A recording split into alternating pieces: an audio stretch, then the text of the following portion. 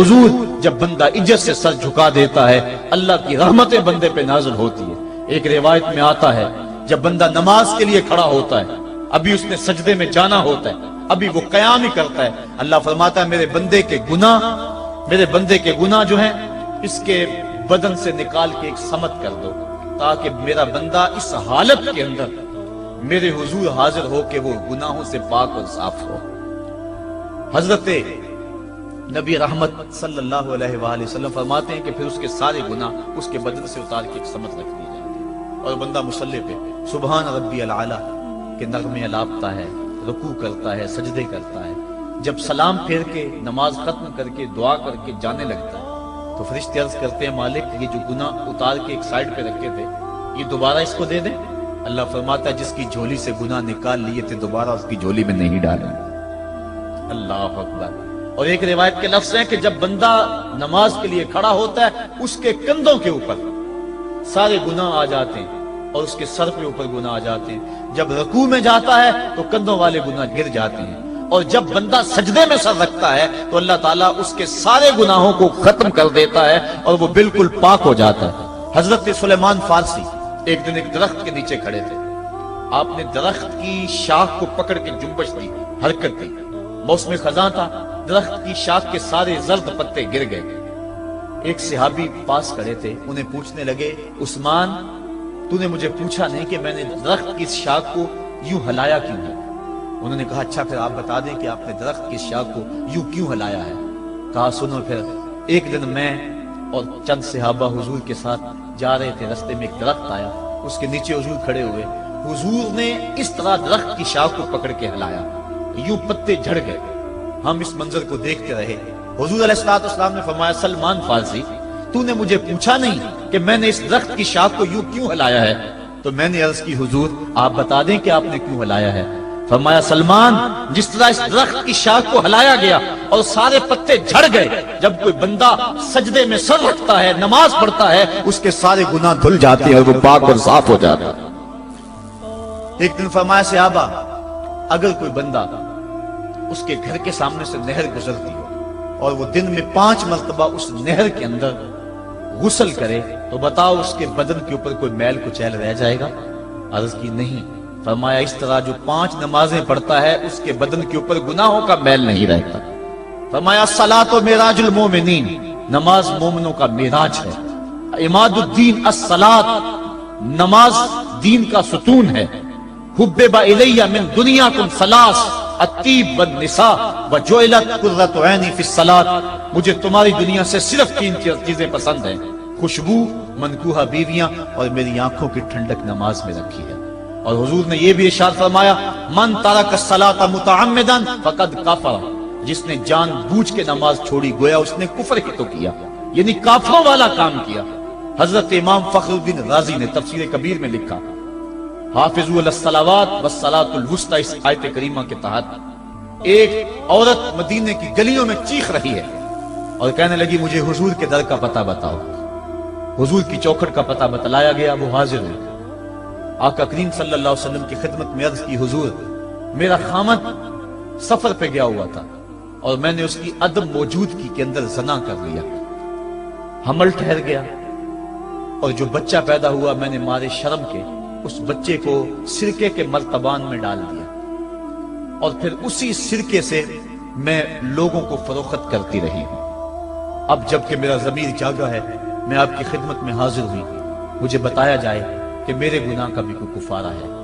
حضور نے ارشاد فرمایا جو تو نے زنا کیا ہے اس کی سزا رجم ہے کیونکہ تو شادی شدہ ہے، اور جو تو نے بچے کو قتل کیا ہے قتل کی سزا قتل ہے، اور جو تو نے سرکہ بیچا ہے فقد ارتکبت کبیرہ، تو نے کبیرہ گناہ کیا ہے، اس کی سزا تو قیامت کے دن پائے گی۔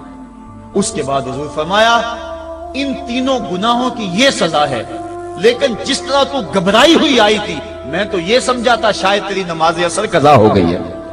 اب آپ اندازہ کریں کہ نماز کی اہمیت کیا ہے اور ہم اس باب میں کتنی سستی کرتے ہیں۔ کسی سے پوچھا جائے نا آؤ نماز پڑھنے چلے، وہ کہتے ہیں بس یار میرے کپڑے پلید ہیں، کپڑے میرے پاک نہیں ہیں۔ تیرے کپڑے کیسے پاک رہ سکتے ہیں؟ تو اللہ کے حضور جھکنا نہیں جانتا، تیرے کپڑے بھی پلید ہے، تیرا دل بھی پلید ہے، تو اس کے حضور جھک کے تو دیکھ، تن بھی ستھرا کر دے گا، تیری روح کو بھی پاکی دے دے گا، تیرے قلب کو بھی طہارت بخش دے گا۔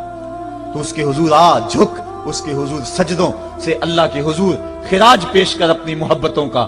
جب بندہ سجدے میں سر رکھتا ہے اللہ فرشتوں میں فخر کرتا ہے، میرے بندے کو دیکھو نا، بالآخر میرے حضور ہی جھکا ہے نا، کتنے گناہ کیے اس نے، کتنے جرم کیے اس نے، لیکن بالآخر میرے حضور آیا اور اپنے گناہوں کی معافی مانگتا ہے۔ فرشتوں گواہ ہو جاؤ، میں نے اپنے اس بندے کی مغفرت فرما دی۔ تو اللہ کے حضور نماز پڑھنے والا، بلکہ ایک روایت مسند امام احمد بن حنبل میں موجود ہے، حضور فرمایا جب بندہ نماز کے ارادے کے لیے اٹھتا ہے اور وضو کرنے کے لیے، جب پانی کا پہلا قطرہ چلو پہ لیتا ہے، جو ہی اس کے بدن سے وضو کا پانی چھوتا ہے اللہ اس کے گناہوں کو معاف فرما دیتا ہے۔ جس نماز کے قصد کے لیے اٹھیں اور وضو کریں اور پانی چھوتے ہی گناہ معاف ہو جائیں، اگر اس نماز کا اعلیٰ درجہ سجدہ کر دیا جائے تو پھر مالک کی کتنی رحمت نازل ہوگی۔ یہ کتنی بڑی دولت ہے، یہ کتنا بڑا سرمایہ ہے جس سے ہم لوگ محروم رہ جاتے ہیں۔ آؤ اللہ کی رحمتیں سجدے میں ڈھونڈے، سجدے میں پیشانی رکھ کے جب ہم اس کی رحمت کو مانگے تو وہ مالک ہمارے اوپر رحمتیں نازل کرے گا۔ آج پوری دنیا کے اوپر مسلمانوں کے ساتھ جو حالات ہیں وہ کسی سے مخفی نہیں۔ کوئی کہتا ہے کہ معاشی طور پہ مسلمان کمزور ہیں، اس وجہ کو بھی میں تسلیم کرتا ہوں۔ مسلمان کے پاس آلات حرب و ضرب بھی موجود نہیں ہیں، اس وجہ کو بھی تسلیم کر لیا جائے۔ سیاسی طور پہ مسلمان کمزور ہیں، اس وجہ کو بھی تسلیم کر لیا جائے۔ یہ ساری وجہیں اپنی جگہ پہ، لیکن یہ بھی تو سنو مسلمانوں کی تعداد اس وقت 1.40 کروڑ ہے۔ افرادی قوت اتنی کبھی بھی مسلمانوں کی نہیں ہوئی تھی۔ اس وقت مسلمانوں کے پاس ایٹمی طاقت موجود ہے، اتنی قوت عسکری کبھی بھی مسلمانوں کے پاس نہیں ہوئی تھی۔ 56 اسلامی ملک ہیں جن میں قیمتی معدنیات سے اور تیل کی دولت سے اور سونے کی قیمتی معدنیات سے یہ مسلمان مالا مال ہیں۔